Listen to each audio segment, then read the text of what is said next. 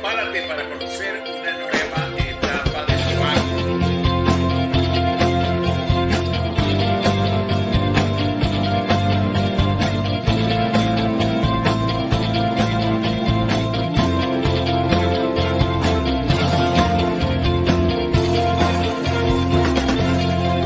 Bienvenidos a Proactívate. Es hora de proactivarse, de poder disfrutar a través de nuestros distinguidos invitados, de sus experiencias, trayectorias, casos de estudio, situaciones y aprendizajes que a lo largo de toda su carrera profesional nos pueden brindar para compartir con nosotros. Gracias a todos los que están conectados por las distintas redes sociales. Les recuerdo que estamos transmitiendo en vivo por LinkedIn y por Facebook Live a través de las cuentas de @somosproactic y @soy Francisco Duarte.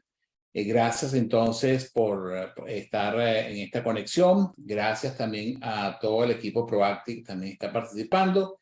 Y bueno, les comento que este año Proactic está cumpliendo 30 años de permanencia y de resiliencia en el mercado de consultoría y educación corporativa a nivel de Latinoamérica. Así que estamos bien satisfechos de ese logro. Y también les recordamos que Proactic está desarrollando desde el año pasado 3 grandes líneas de acción sobre las cuales también en algún momento de esta entrevista vamos a estar conversando. Esas 3 líneas de acción son las siguientes: liderazgo todoterreno, experiencias de servicio y coaching organizacional. Esas son las 3 áreas que finalmente Proactic ha venido desarrollando y especializándose para poder ser pues, más competitivos y también tener mejor presencia en las áreas en las que nos gusta trabajar y en las que nos sentimos competentes para ello. Así que, bueno, algún otro recordatorio. También les recordamos que todos los miércoles a la 1 p.m, 1 p.m. del este de los Estados Unidos, estamos transmitiendo justamente Proactívate. Así que los invitamos a suscribirse a nuestro canal y poder disfrutar de las entrevistas. Nuestro canal en YouTube es Proactívate con Francisco Duarte Oficial. Así que por ahí también lo pueden ubicar y pueden disfrutar de esta entrevista que va a estar desde esta misma tarde también subida en YouTube. Bueno, el entrevistado de hoy es una persona con una vasta experiencia gerencial. Y cuando digo vasta, significa una experiencia de más de 20 años realmente de trabajo, por lo menos en esta empresa que está representando. Es el CEO de Sudamérica en Siemens. Como ustedes saben, pues una de las empresas más reconocidas a nivel mundial. Me impactó la cifra que el mismo Eduardo me comentó de trabajadores en Siemens. Son más de 300.000 trabajadores a nivel mundial. Así que esto nos da una idea de la dimensión y del volumen que a nivel de todos los continentes tiene esta empresa y la presencia. Bueno, Eduardo es, como les digo, CEO de Sudamérica en Siemens. Tiene 20 años de trabajo en esa empresa y es también director de la Cámara Chilena Alemana de Comercio. Aparte de eso, ha sido gerente de mercado y ventas en Sony. Es ingeniero electrónico del Instituto Tecnológico en Buenos Aires. Es coach también a nivel de certificación con Julio Laya. Pero sobre todo yo lo calificaría como un hombre de familia. Eso es lo que me ha transmitido, ¿verdad? Como un esposo también bien consecuente y ejemplar. Tiene a su esposa Magdalena y tiene a 4 hijos. Digo 4 hijos porque en realidad pues los hijos si están acá en esta tierra o no, siempre los mantengo presentes. Y realmente me ha transmitido pues yo lo definiría una paz bien importante en las conversaciones que hemos tenido preliminares. Así que bueno, gracias a ti, Eduardo, por haber aceptado esta invitación a Proactívate. El micrófono está de tu parte. Me haces poner colorado. Mis 4 hijos, gracias a Dios, están bien sanos y disfrutando. El mayor ya disfrutando su independencia. Correcto. De hecho, en estos días paseando por Bangkok. Así que bien, bien. Espero que durmiendo a esta hora. Qué bueno, Mm. qué bueno.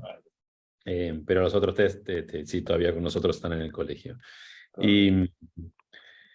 Y bueno, de hecho, el mencionar a mi hijo mayor es interesante porque él empezó en su carrera por algo a lo cual yo aspiro alguna vez a saber, que él es licenciado en humanidades y yo empecé como ingeniero electrónico, al cual tú mencionabas, pero traté de orientarme de a poquito más hacia la carrera que mi hijo eligió de entrada. Se ve que es bastante más inteligente que yo en ese sentido.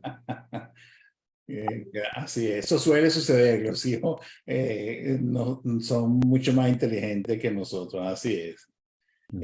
Bueno, Eduardo, el tema que nos convoca a esta entrevista es el liderazgo adaptativo. Y quiero iniciar esta entrevista por preguntarte, ¿qué es para ti el liderazgo adaptativo? Mira, eso es algo que un poco en este camino que te comentaba recién, aprendí, de alguna manera lo venía aprendiendo sin saberlo y lo busqué en forma más formal, académica, valga la redundancia, en un diplomado que hice acá en la Adolfo Ibáñez, acá en Chile, que incluía la certificación en coaching, que sí sigue el programa de Olaya, pero a él lo conocí en otras circunstancias. A ver, lo básico es dividir los problemas con los que nos encontramos en dos categorías, que es problemas técnicos y problemas adaptativos. Técnicos de los que son de una solución, no digo fácil, porque hay cosas técnicas muy complejas, ¿sí?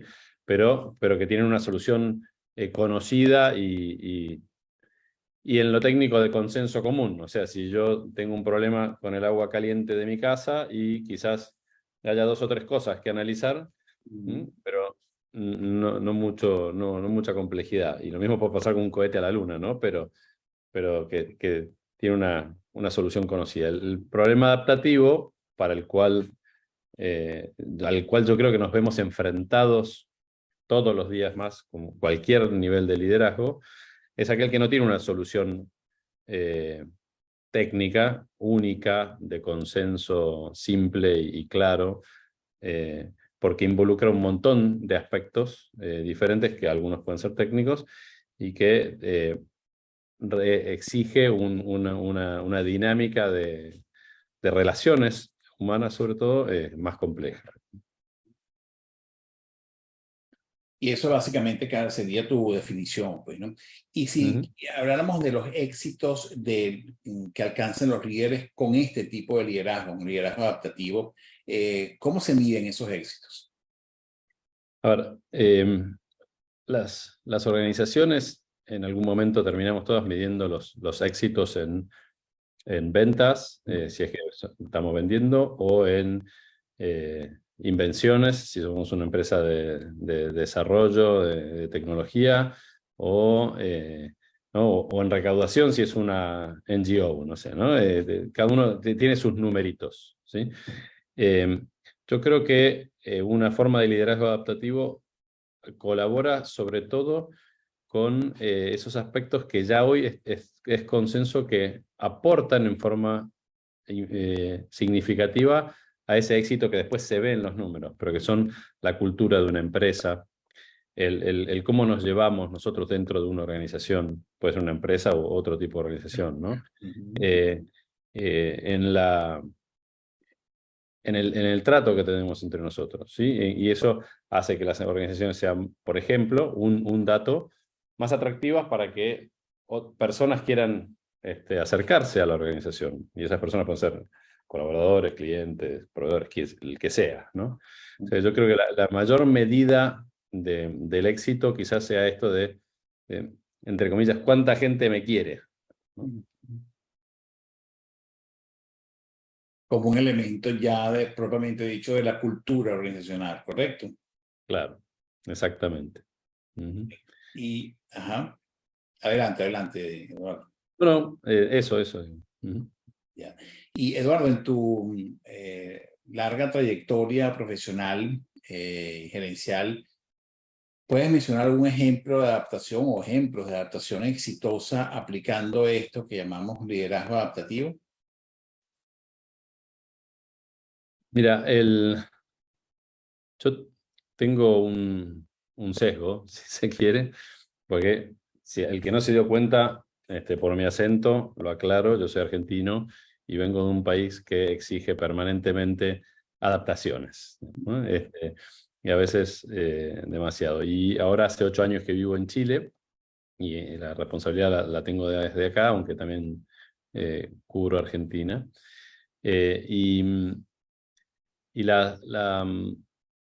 un desafío enorme al llegar acá a Chile tenía que ver con las diferencias culturales, pero no solamente, sino también con las diferencias de cómo es el país en completo, no solamente cómo es la gente, sino cómo son los negocios, cómo son las estructuras comerciales, distintas industrias. La minería en Chile es mucho más fuerte. Entonces, en esos primeros años, para mí fue un desafío muy, muy grande de aprender muchas cosas al mismo tiempo, ¿sí? A tratar con los equipos que tenía a cargo y con otros equipos, con mis pares, a conocer el mercado, los clientes, a conocer el entorno y las costumbres incluso legales de Chile, ¿no? Yo creo que eh, hicimos un buen trabajo en equipo. Yo soy muy de trabajar en equipo. A veces, a veces me doy cuenta que, que hace falta en los equipos también un líder, y ahí tengo un poco de todo, un líder, digamos, manifiestamente, ¿no? No solamente un miembro más del equipo. Me doy cuenta que tengo un poco de todo. Vos decías, bueno, casos de éxito, tengo de los dos, éxitos y fracasos, ¿no? Eh, y creo que en parte, mirando ahora la película completa, está haciendo una buena película, creo yo, por lo menos en los episodios que hay cumplidos. Y en gran parte porque fuimos creciendo y esa es la medición dura, si se quiere, pero también basados en los errores cometidos, en mis errores respecto de cómo apreciar la situación, ¿no? Eh, Así que, eh, de nuevo, me poner un poco colorado. Yo me gusta mucho hablar del éxito, tiene que ver cuando el éxito es de todos, digamos, y no de una sola persona. Excelente, y realmente es así, pues el éxito compartido como que se disfruta más, ¿no? Digo yo, Ujú, que solamente los éxitos individuales, ¿no? Fíjate que leí pues en tu LinkedIn ujú. que había publicado una noticia que también me satisfizo mucho. Siemens fue reconocida como la 10ª empresa más innovadora en el año 2023 por Boston Consulting Group, que como sabemos es un think tank, ¿verdad? Reconocido a nivel mundial, además que ha producido una cantidad de metodologías importantísimas a nivel de consultoría organizacional. En ese Ujú. sentido, quería preguntarte cómo se relaciona entonces la implementación o la implementación del liderazgo adaptativo y todo lo que significa la creatividad y la innovación. ¿Está relacionado uno con la otra? Totalmente. Y de hecho eh, qué bueno que mencionas. Siemens es una empresa que depende cómo la mires y desde dónde la hayas conocido, tiene como distintas imágenes, ¿no? Y una muy general es Siemens es una empresa que tiene más de 175 años, muy grande, como tú decías, alrededor de 300.000 empleados, que hasta hace varios años hacíamos muchas cosas, mm, no tan conectadas antes. Hemos hecho teléfonos también, hay mucha gente que conoce a Siemens por los teléfonos. Algunos todavía me preguntan Yes. si hacemos máquinas de lavar ropa. Eh, pero en el núcleo lo que es Siemens es una empresa de tecnología. Y te dejo una frase para después por ahí, pero es de tecnología con propósito, ¿sí? Después vemos bien el porqué. Ahora, volviendo al tema de la innovación, a mí me gusta decir que, me gusta mucho el lugar donde trabajo, porque a mí me gusta decir que Siemens es una startup de 175 años, porque es verdad que nació en un garage Ujú. y ha sabido mantener, y eso tiene todo que ver con el liderazgo adaptativo, ha sabido mantener una cultura de innovación y de creación y de invención, ¿no? Muy, muy fuerte. Una de las unidades con las que Siemens se mide es cuántas patentes se registran año a año, en el nivel de invenciones, y en la innovación en general, no solamente en productos, sino también en métodos, porque Siemens también es innovadora, por ejemplo, en cómo trabajamos nosotros, ¿sí? Nosotros, durante la pandemia, a nivel mundial, decidimos que vamos a trabajar de 2 a 3 días por semana en la oficina, pero no es fijo, no es vos los lunes, miércoles y viernes, vos los jueves y martes, nos tenemos que poner de acuerdo, ¿no? O sea, tanto en lo tecnológico, pero también en lo humano y cultural, renovando las formas de trabajo. Y yo creo que sí es fundamental tener esa mirada que no es solo técnica. Claro. Y fíjate que interesante eso que mencionas, porque justamente el año pasado, en diciembre del año pasado, coincidimos varios consultores y facilitadores aquí en Miami y tuvimos la oportunidad, gracias a Adrián, que conoció a una persona en un cafetín, estábamos en un cafetín y pues conocemos a una persona y resulta que es un empresario que tiene acá un emprendimiento en Miami. Y que justamente cuando pues gentilmente nos invitó a conocer su fábrica, resulta que es una producción de, según entiendo, como que fuentes de control, no me recuerdo el nombre técnico de ese aparato como tal, pero que ese es como un centro de mando y de control de los frenos en los trenes eléctricos, ¿no? Y Sí. entonces, claro, nos llamó mucho la atención cómo, pues, digamos, un pequeño emprendedor, entre comillas, pues Siemens lo estaba apoyando y ellos justamente lo que hacen es lo que Siemens no realiza, que es como el mantenimiento, ¿no? De estos módulos de control, pues él lo ha asumido y lo cual le ha facilitado a Siemens también el hecho de poder mantener esa maquinaria para algunos clientes y que además pues Siemens prefiere eso delegar en emprendedores como y no asumirlo porque quizás en términos monetarios no les agrega tantos beneficios, ¿no? Entonces, la fábrica esta es, la verdad, una tacita de plata, todo excelente y muy acorde con lo que es la tecnología alemana en términos de calidad, ¿no? Y por eso digo que también en términos de innovación y esto que estás comentando, pues es digamos, reafirmo eso que dices, conociendo, por ejemplo, una experiencia tan cercana como esa, ¿no? Mira, déjame, perdón la interrupción, pero el ejemplo que cuentas me encanta, no lo conocía.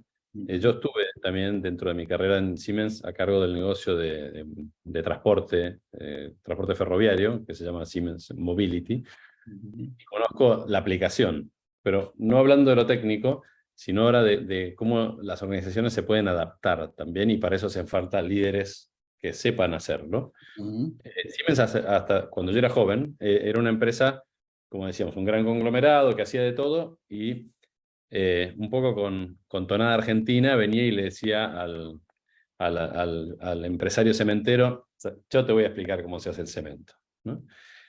Con esa actitud. Imagínense, póngale más tonada de Buenos Aires y peor aún. La mirada hoy es totalmente distinta, totalmente distinta. Nosotros sabemos, creo que todos nosotros sabemos, ahora no estoy hablando de Siemens, que no hay prácticamente nada en este mundo que podamos resolver en forma aislada, yo por mí mismo. Y ese es un caso perfecto. Hoy trabajamos muchísimo más con el concepto de ecosistema. Bueno, ¿quién lo hace bien? Y yo, bueno, apoyo al que lo hace bien.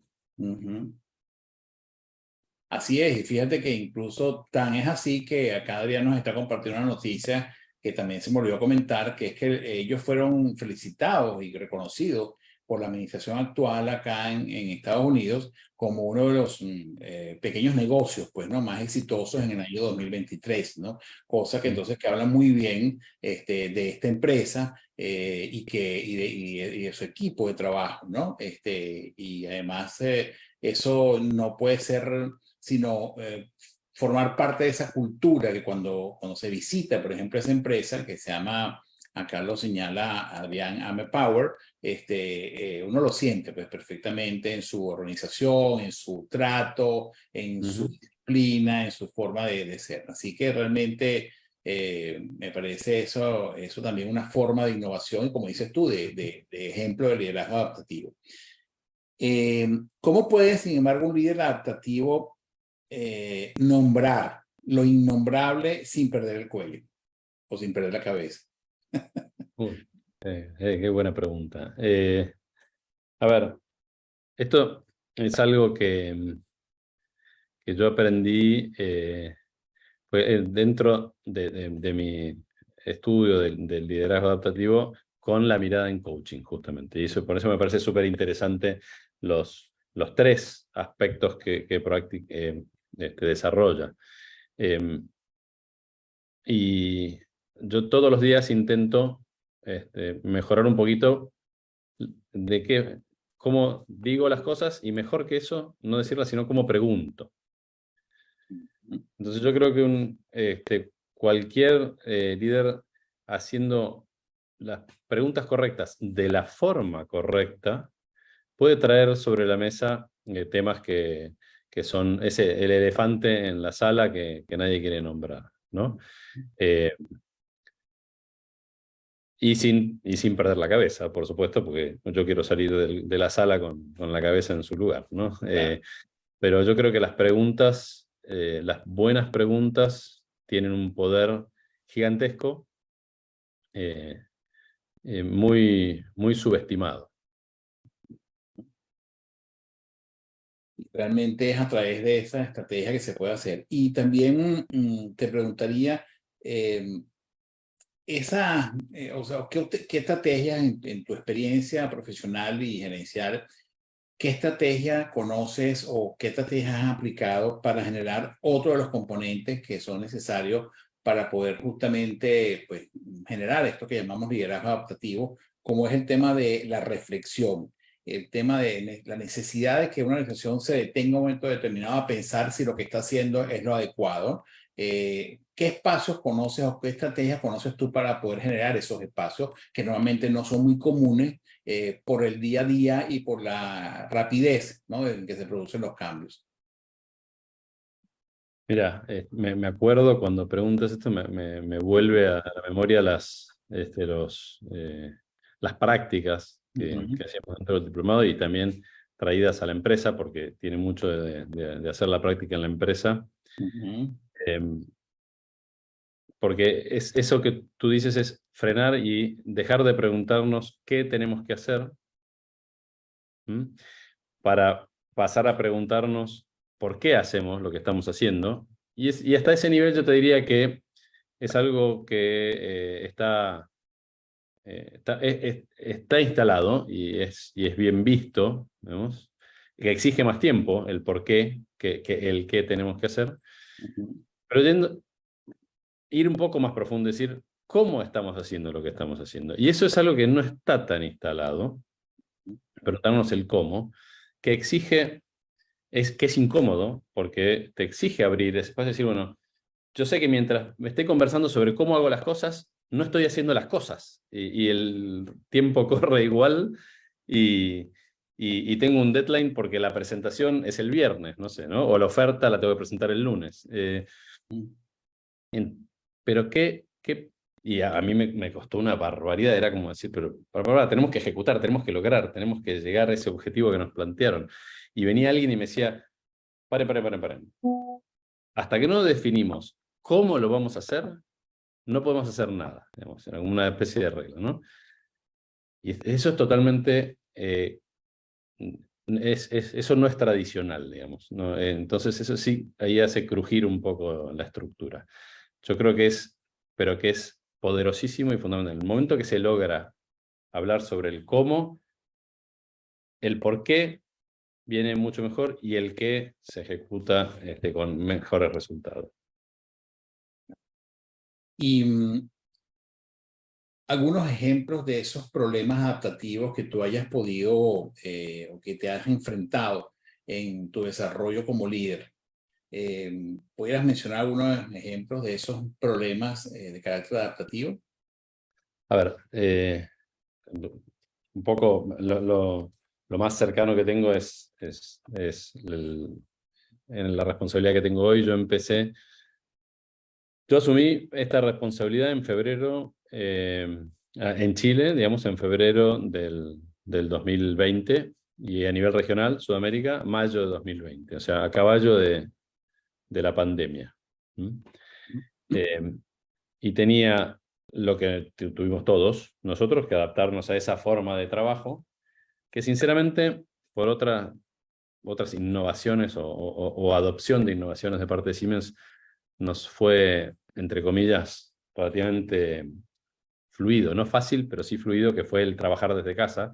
Nosotros hace 12 años que tenemos el modelo de teleworking. Eh, entonces, del punto de vista tecnológico fue fácil, cada uno tenía toda la tecnología, nunca perdimos conectividad. Del punto de vista de relaciones, ya estábamos acostumbrados a este tipo de relación que estamos teniendo incluso hoy. Sí, socialmente nos trajo los desafíos de todos, pero al mismo tiempo que todos nos vimos embebidos en esto, yo me vi en la necesidad de dirigir una empresa mucho más compacta, que así todo tenía sus propios silos, digamos. Y este es un problema que para mí sigue siendo hoy, que no lo tengo resuelto, que es el de cómo trabajar mejor entre nosotros a través de los silos. Hace un tiempo, como decía cuando era joven, yo me peleaba con los silos. Y tú sabes que los silos son cosas duras, a veces son incluso de hormigón, a veces son de metal. Y darse la cabeza contra las paredes no suele ser muy inteligente. Bueno, yo dejé de pelearme con la estructura y trato de dedicarme a las personas, porque la peor estructura con buena gente puede funcionar y la mejor estructura con gente que no se habla no funciona. Y en eso creo tener un camino recorrido y por supuesto mucho pendiente, pero es un caso que a mí me enorgullece. Sí. Qué bueno, fíjate que aquí en el chat justamente relacionado con esto que acabas de mencionar y cómo pues lo lograste resolver, Valeria, Sofía tiene una pregunta, si puedes leerla por favor Valeria, la pregunta que formulas en el chat, sería excelente. Mucho gusto, Eduardo. Ujú. Tenía la pregunta de, conociendo a Siemens como una empresa que tiene varios focos de negocio, es decir, transporte, infraestructura, salud, etcétera, ¿cómo Siemens mantiene una misma cultura o estándar a pesar de sus diferentes ramas de negocios? Y como dijimos en el caso anterior, ¿cómo asegura una continuidad con sus vendedores y contratistas a través de este liderazgo? A través del el liderazgo adaptativo. Mira, es un proceso que está bastante, no está terminado, pero que sí ha cumplido, está cumpliendo entre el año pasado y un ciclo importante que empezó hace 6 años. Hasta hace 6 años era un gran conglomerado que hacía de todo. Como tú dices, salud, transporte, generación de energía, infraestructura, industria. Mucho antes en el tiempo también telefonía, pero eso ya quedó. Hace 5 años empezó un proceso de focalización y hoy ya no es un gran conglomerado, sino que es un ecosistema de empresas. Entonces tú tienes Siemens, que es la tecnológica, de la cual yo tengo la responsabilidad en esta región. Somos el núcleo tecnológico, somos una empresa de tecnología que trabaja especialmente en lo que es infraestructura eléctrica, distribución, y tanto pública como privada, dentro de una industria o de un hospital, e industria, digitalización industrial. ¿Sí? Y estas dos cosas tienen mucho que ver entre sí, porque nosotros estamos en el mundo de la electrificación, la automatización y la digitalización, y estos siempre van relacionadas. Para transporte se creó una empresa que se llama Siemens Mobility, que es 100% Siemens, pero que se dedica exclusivamente a eso. Para energía se creó otra empresa que se llama Siemens Energy, que incluso Siemens desinvirtió mucho en esa y flota en bolsa, que hace generación de energía. Para salud está Siemens Healthineers. O sea, y tú te vas a encontrar en casi todos los países donde está Siemens activa, más de una Siemens. Acá en Chile somos 6 compañías que llevamos en algún lugar el nombre. Entonces, eh, con eso se logró enfocar una mirada hacia el mercado, por un lado, pero también una mirada hacia adentro, ¿no? Del tipo de negocio, negocios más de producto, negocios más de proyectos, negocios orientados a un tipo de clientes o más influidos por el Estado, otros menos, y con eso se logró más homogeneidad. A veces sí hacen falta soluciones técnicas como separar, en este caso, las empresas, que son parte de esa solución adaptativa, ¿no? Esa es la forma que esta empresa encontró, digamos, probablemente no es la única solución. Gracias, Valeria, por tu pregunta y a ti, Eduardo, por la respuesta, ¿no? Otro de nuestros participantes en esta entrevista es Arnaldo González. Él es ingeniero industrial y también forma parte, Eduardo, de un equipo Mecánico. muy interesante. Ingeniero eléctrico, ¿no? Mecánico. Mecánico. Y Arnaldo forma parte de un equipo de trabajo que publicó un libro que se llama ¿Y cómo se come eso?, donde desarrollan 12 competencias gerenciales fundamentales y que también vamos a publicar ahora en el chat para que lo tengas ahí presente. Arnaldo, si quieres, formula tú directamente la pregunta que está aquí en el chat. Perfecto, Eduardo. Oye, muy bueno tu exposición, pero me produce ruido la adaptación y la planificación. Y me gustaría que me dijeras en tus palabras cómo conviven planificación y adaptación, porque de alguna manera la planificación tiende a ir por un camino más o menos riguroso. En cambio, la adaptación es un poco, aquí en Venezuela se utiliza una expresión que salía de una novela famosa, un programa de televisión que decía, como vaya viniendo, vamos viendo. Es un poco así, ¿no? Entonces, me produce un poco de ruido, me gustaría tu impresión. Y gracias, Eduardo, gracias, pero sí. Gracias, No, Arnaldo. un placer, y te agradezco el cuestionamiento. De hecho, es cierto, produce ruido. Las estructuras, cuando se encuentran esas dos formas, crujen, ¿no?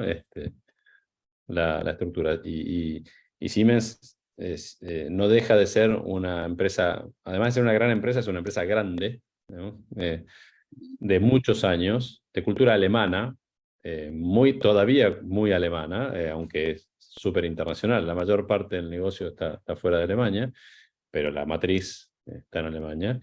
Y la planificación es como la Biblia, ¿no? Es palabra santa. La vaca sagrada. No sé si habrá empresas que tengan tantos procedimientos escritos y numerados como nosotros. Probablemente sí haya otras que tienen más, pero les juro que nosotros tenemos mucho. Siempre para todo hay algo escrito, ¿no? Y un proceso y un procedimiento. Y la planificación es quizá el proceso principal. Nosotros ahora estamos justamente en el proceso de pensar cuánto vamos a hacer el año que viene y es todo estructuradito. Yo creo que si uno piensa exclusivamente así como la planificación, todo lo estructurado y la adaptación como la liquidez total, y sí, ahí es difícil de compatibilizar. A mí me gusta pensar la adaptabilidad, el liderazgo adaptativo, más como la capacidad de adaptarse, que como el no tener, como no tener forma, digamos. Yo creo que sí necesitamos tener una cierta forma, pero es importante tener capacidad de adaptarse a las circunstancias cambiantes, que no solamente son cambiantes, sino cada vez más rápidamente cambiantes, adaptarse a criterios distintos, digamos. A mí no me da vergüenza decir que yo hace 20 años hacía chistes que hoy no solamente no corresponden, sino que no me gusta hacerlo. Y eso no quiere decir que yo viole mis principios ni que yo reniegue de lo que era, ¿no? Y entonces, sí, es cierto que lo muy estructurado con lo totalmente fluido produce ruido. Yo creo que cada uno tiene, en Chile dicen de dulce y de agraz, que es algo así como amargo, ¿no? Disculpen, yo viví 3 años en Venezuela, ahí lo conocí a Adrián, pero no me acuerdo todos los dichos venezolanos, así que me acuerdo más los chilenos porque ahora estoy acá. Un poco eso, es la capacidad de adaptarse, yo creo que aporta mucho a una buena planificación. Claro. Eduardo, ¿cuáles son, gracias Arnaldo por tu pregunta y también por tu respuesta, Eduardo, ¿cuáles son 3 principales habilidades adaptativas que debería tener un líder? Mira, hoy yo decía una que es la capacidad de hacer preguntas y preguntas abiertas, a ver, es imposible no tener un juicio. Iba a decir una palabrita que Adrián me iba a tirar con algo y después la voy a decir porque tiene que ver con esto. Iba a decir que uno no tenga juicio y Adrián siempre pregunta, bueno, ¿quién? ¿Quién es uno? ¿No? Claro, ¿no? Que esa es otra capacidad que es la de involucrarse. O sea, yo soy parte de esto, ¿no? El líder no es el que está y pregunta y da órdenes y pide resultados, sino está metido con el equipo, ¿no? Yo estoy en esto. Y por último, el poder que tienen las conversaciones, y tiene que ver esto con el cómo que decíamos antes, ¿no? Animarse a tener conversaciones sinceras, abiertas, profundas, con capacidad de decir, yo no sé todo, y si yo no sé todo, tengo que estar dispuesto a estar equivocado. Bien. Y aprender. Yo creo que eso es algo que hay que ejercitarlo, yo lo tengo que ejercitar. Es casi como decir uno, ¿no? Alguien se tiene que ocupar, ¿no? Poner bien los puntos a quién a mí me toca tal cosa, a tú te toca tal otra, y en conjunto hacemos esto. Tener esa capacidad de conversaciones para mí es crítica. Fundamental. Bueno, como te comentaba, en Proacti estamos impulsando estas 3 grandes líneas de acción, que son el liderazgo todoterreno, experiencias de servicio y coaching organizacional. ¿Qué es para ti un líder todoterreno? Mira, esta es mi mirada, no la única receta. Yo tuve por distintas circunstancias, por decisión mía, por decisión de otros, y hasta por coyuntura económica de un país, muchos cambios en mi vida profesional. Es cierto, yo empecé hace 20 años en Siemens, justo ahora estoy cumpliendo, en 2003 empecé en Siemens como responsable de un área muy técnica en Argentina. Antes de eso había estado en Sony, pero antes de Sony también había estado en Siemens. Yo tengo 6 años anteriores de Siemens, del 92 al 98. Pero tú eres un reincidente, entonces. Sí, me casé 2 veces con la misma persona. Pero me aceptó, así que bueno. Que es lo importante, exactamente. Y en todo este periodo tuve como dos caminos paralelos, alimentados entre sí, uno el profesional y otro el de aprendizaje más académico, si se quiere, y en los dos busqué activamente y sufrí activamente, porque algunas veces no fue por decisión mía, sino porque me tocó,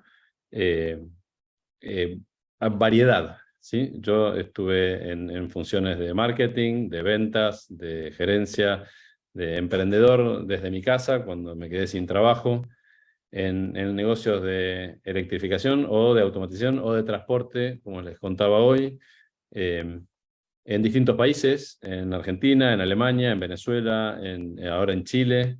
O sea, en la carrera profesional, digamos, de las varias posibles dimensiones que uno tiene de cambios, muchas, digamos, no todas, por supuesto. A nivel formación, yo decidí, sinceramente, hoy no podría repetir exactamente por qué estudiar ingeniería electrónica. Cuando salí del colegio, hice ingeniería electrónica, sabiendo que no me quería dedicar a la técnica, pero que sí me gustaba la base esa. Muchos años después, y después de algún intento fallido, logré meterme y hacer un máster, un MBA, que me abrió mucho la mirada, no solamente por los conocimientos adicionales a lo mío, a lo técnico, en todas las otras ramas, sino sobre todo por compartir con gente de esas otras ramas el análisis de los mismos problemas, ¿sí? Y aprender de un contador, de un abogado, de un ingeniero mecánico que no está tan lejos, ¿no? De Y hecho, me entonces encanta. ese contexto que nos das nos lleva a que el líder todoterreno es integral o es un ejemplo, en tu opinión, de que también tú eres un líder todoterreno. Yo creo que hay que buscar la integralidad permanentemente. Y para eso, a mí me funciona el buscar esta variedad, tanto en lo laboral como en mi formación. ¿Sí? A mí cuando la gente me pregunta, bueno, ¿y cómo me desarrollo? ¿Cómo hago yo para...? Hoy las estructuras en las organizaciones suelen ser muy chiquititas las células. Entonces, crecer hacia arriba es algo casi... y son muy chatas, ¿no? Entonces, o sea, para que te una idea, o sea, mi jefe está en el board de la compañía mundial. O sea, tú dices, Siemens tiene 300.000 empleados, ¿sí? Cierto. Pero mi jefe está en el board. O sea, arriba de mi jefe no hay nadie, digamos. Entonces, sí. Claro. Sí, bueno, está el CEO de la empresa, que es el CEO, el presidente del board. Pero sí, yo lo que invito a las personas es a busquen formas diagonales o incluso horizontales. O sea, a mí me ha tocado cambiar sin ningún cambio jerárquico, entre comillas. Eso da riqueza. A mí me funciona, hay otras personas, y está bueno también que sea así, que le funciona más, no sé, la especialización y son los mejores en algo muy, muy específico. A mí me gusta más lo más general. Y para eso yo creo que es bueno exponerse a esa variedad. ¿Cuál es el principal error que has cometido en tu vida profesional y qué aprendiste de él? Antes te contesto de pelearme con las estructuras, ¿no? Como de alguna manera, pensando en ese momento, no pensándolo conscientemente, pero lo que había detrás de mi pelea contra las estructuras era el concepto de que si yo cambio las estructuras, la cosa necesariamente mejora. O sea, que tengo que cambiar la estructura de la casa para que adentro convivamos mejor, ¿no? Y me doy cuenta que no es así. Por supuesto que ciertas estructuras pueden facilitarme la vida en la casa. O sea, yo tengo que poder llegar de la cocina al comedor, digamos. Si yo no tengo una puerta, bueno, tengo un problema, ¿no? Pero no hacen a la convivencia realmente. Estoy pensando en una casa, en una familia, como en una organización, en una sociedad también, ¿no? Y yo durante mucho tiempo me peleaba con las estructuras y me enojaba. Cada vez que me preguntaban, bueno, ¿cómo lo harías? Yo dibujaba una estructura distinta. Bueno, yo ya no dibujo más estructuras distintas, ¿verdad? Claro, te cansaste de esa estrategia, pues, ¿no? Sí. Claro. Y entonces, ese consideras que ha sido tu, digamos que... Y que Y me aprendiste llevó mucho tiempo, sí. Sí, y energía en eso, ¿no? Claro, claro. ¿Y el aprendizaje fue cuál? A ver, que se trata de personas. Okay. Así como alguno en algún país dijo, es la economía pim, pim, pim, digamos, para no decir el insulto. Yo diría, son las personas, estimado. Digamos. Somos las personas, somos las personas. Exacto. Qué bien. ¿Qué hábito te hace único? Único, yo no creo ser único. No te podría decir eso. ¿Qué hábito?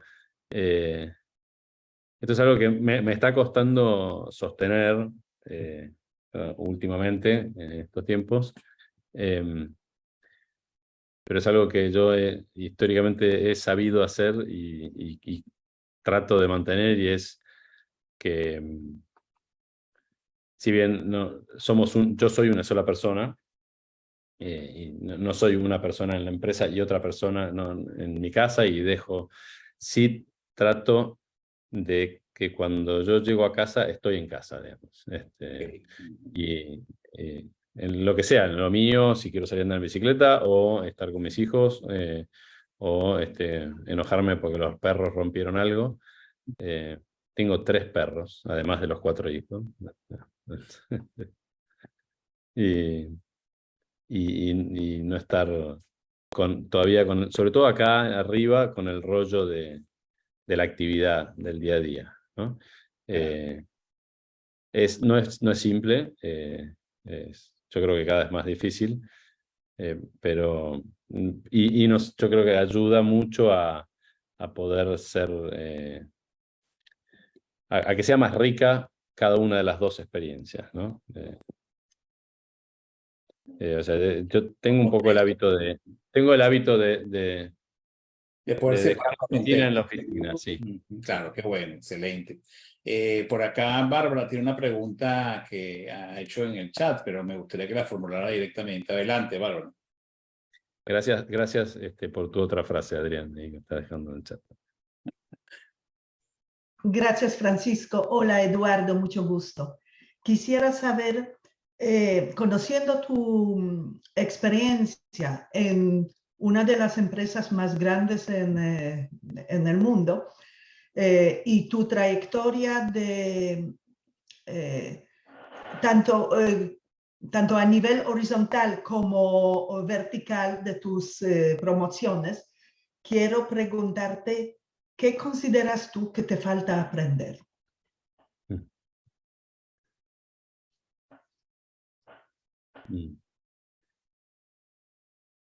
Yo creo, primero, Bárbara, pienso que me falta aprender mucho, porque además siento que todavía tengo mucho tiempo por delante y no me imagino, no me imagino que ya aprendí todo, ¿sí? Yo donde más desafío encuentro en mí mismo es en establecer buenas conexiones, ¿sí? Conmigo primero y con las personas. Pero todavía tengo mucho por mejorar en ese sentido. Creo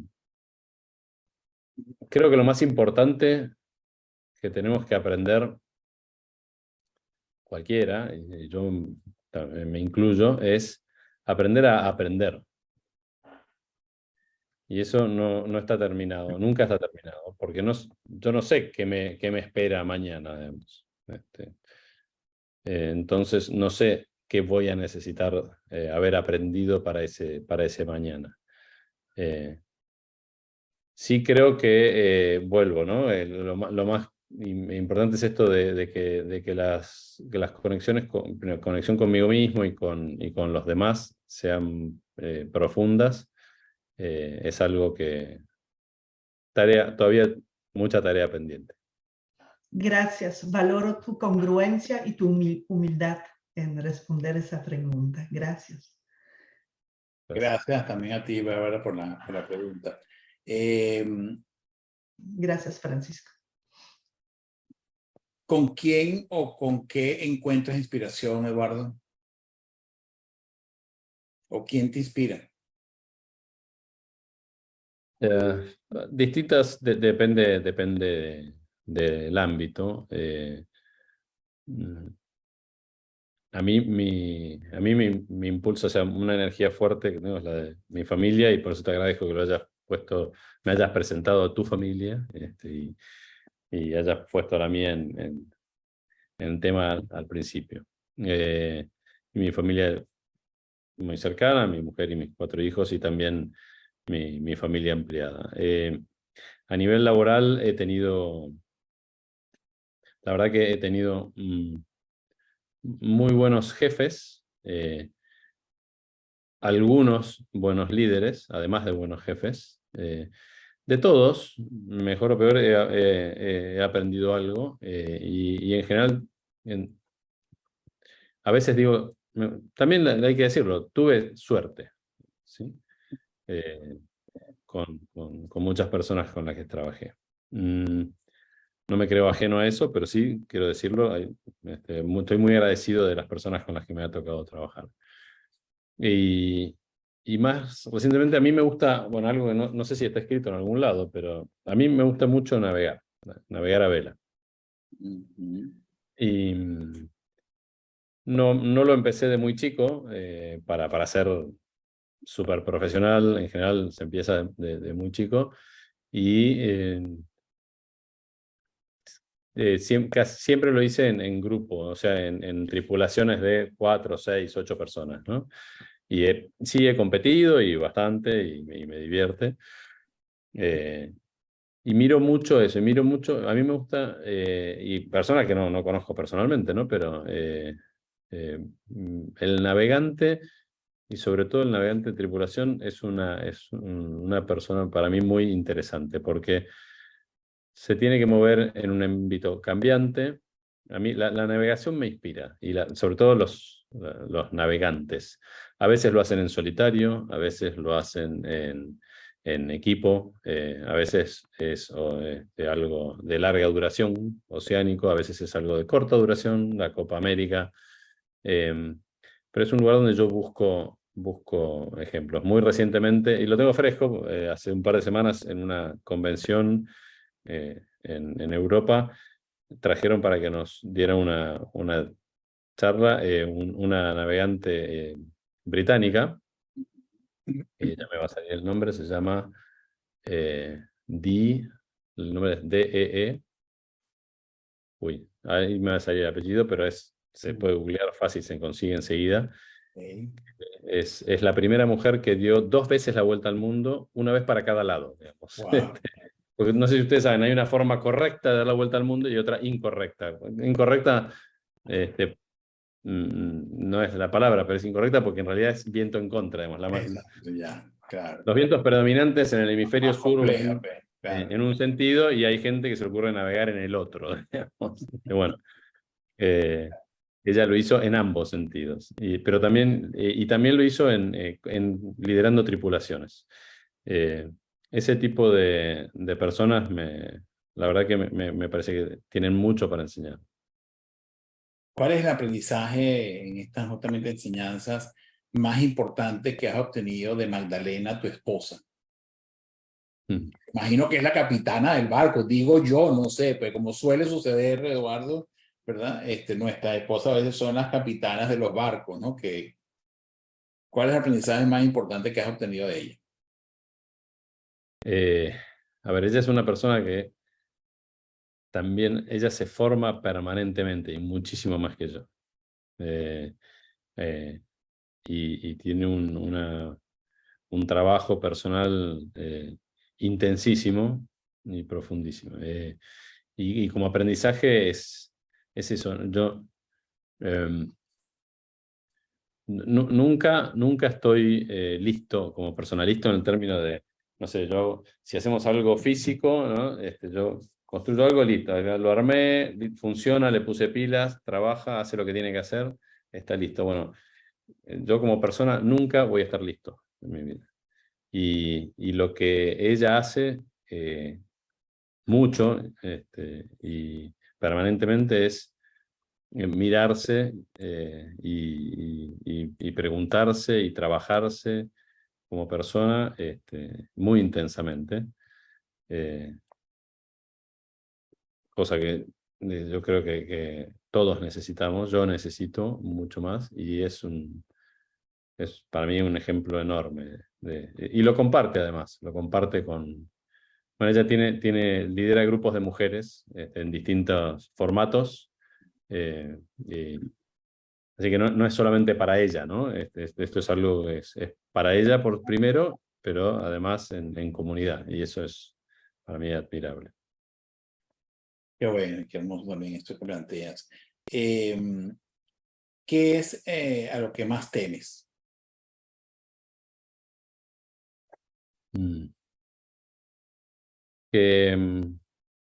A ver, si miedos, que le pase algo a alguien cercano, ¿no? Ya. Claro.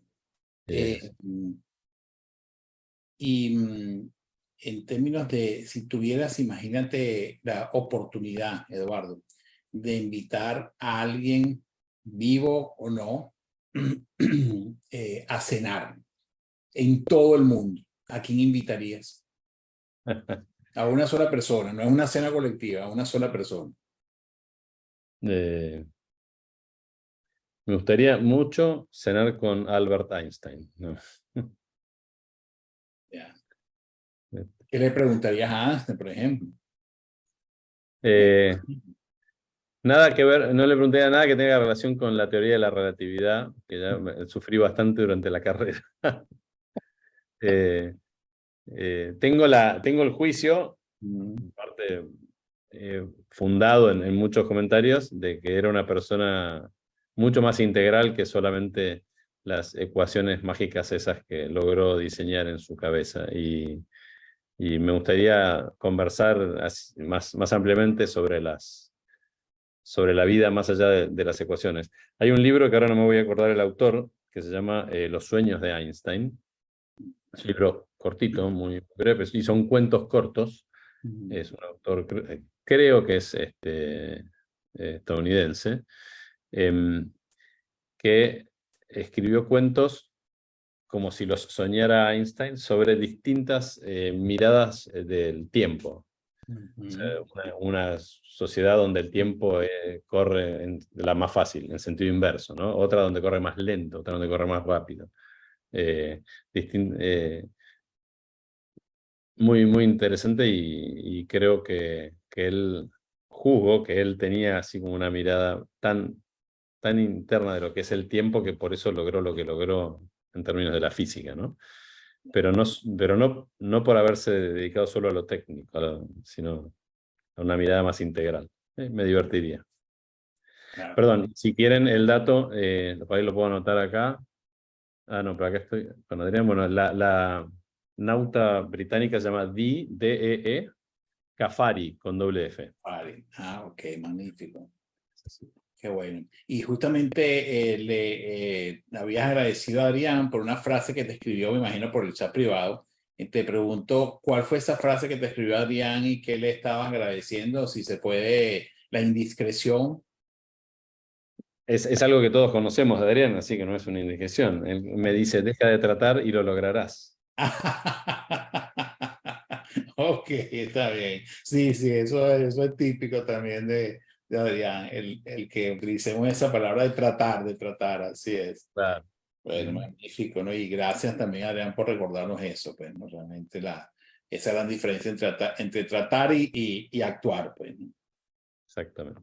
Sí, bueno, ya nos estamos, esto que también están publicando por el chat es un video justamente de Di Cafari, también para que la podamos ver a esa extraordinaria mujer, no la conocía, así que también agradecido por esa referencia, ¿no? De mujeres exitosas y en función de lo que hacen y lo que realmente disfrutan en la vida, ¿no? Bueno, Eduardo, ya nos acercamos al final de esta entrevista. Realmente el tiempo se me ha ido rapidísimo.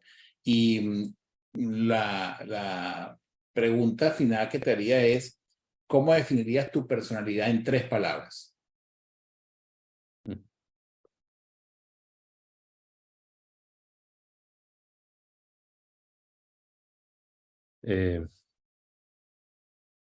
El M es algo que también viene. Adrián, si estuviera acá, me pegaría en los dedos.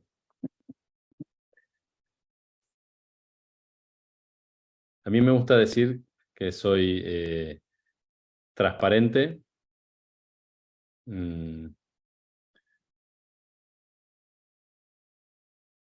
aventurero, lo que no quiere decir que no me dé miedo a algunas cosas, y ya lo vimos hoy. Me gusta la montaña, pero no estar colgado de la roca, por ejemplo. Y con ganas de aprender. Qué bueno. Bueno, Eduardo, muchísimas gracias realmente por haber aceptado esta entrevista en Proactívate. Me siento yo particularmente muy honrado de tenerte en este programa y pido a mi audiencia que le demos un aplauso a Eduardo realmente por todas sus respuestas, intervenciones y además por la gran humildad que demuestra, ¿no? Y que expresa, no hace falta decirlo, en esta entrevista y en general en las conversaciones que hemos sostenido exactamente igual pues siento que es un hombre extraordinario, un hombre de familia, tal cual como se ha definido, y eso habla mucho de él y de sus grandes capacidades como gerente y como líder. Así que gracias, Eduardo, realmente honrado a ti y también a la empresa que representa en estos momentos. Y bueno, les recuerdo que por aquí Arnaldo te dice montañista tenía que ser, porque Arnaldo también es fanático, pero a él sí le gusta quedarse en la piedra, Eduardo. Esa es la única diferencia. Los pies en la roca, los pies en la roca, sí. Eso me gusta. Bueno, De hecho, gracias. tengo la bendición de vivir en la montaña estos años. Así que bueno, gracias a todos los que están conectados con Proactívate. Les recordamos que el próximo miércoles estaremos también con otro de nuestros excelentes invitados. En este caso es Eduardo Benuti, que vive en los Emiratos Árabes Unidos. Y también tiene una gran experiencia que contarnos y compartir su trayectoria profesional y de recorrido por distintos países y finalmente está en Emiratos Árabes Unidos, ¿no? Así que tendremos esa oportunidad de entrevistarlo. Gracias, Eduardo, nuevamente. Gracias a todos ustedes. Les recuerdo suscribirse a nuestro canal Proactívate con Francisco Duarte en YouTube y esta entrevista estará publicada a partir de esta misma tarde en ese canal. Gracias nuevamente a todos por estar conectados. Gracias, muchísimas gracias. Bendiciones para sus familias también. Nos vemos el próximo miércoles a la 1 p.m. en Proactívate. Gracias a todos. Prepárate para conocer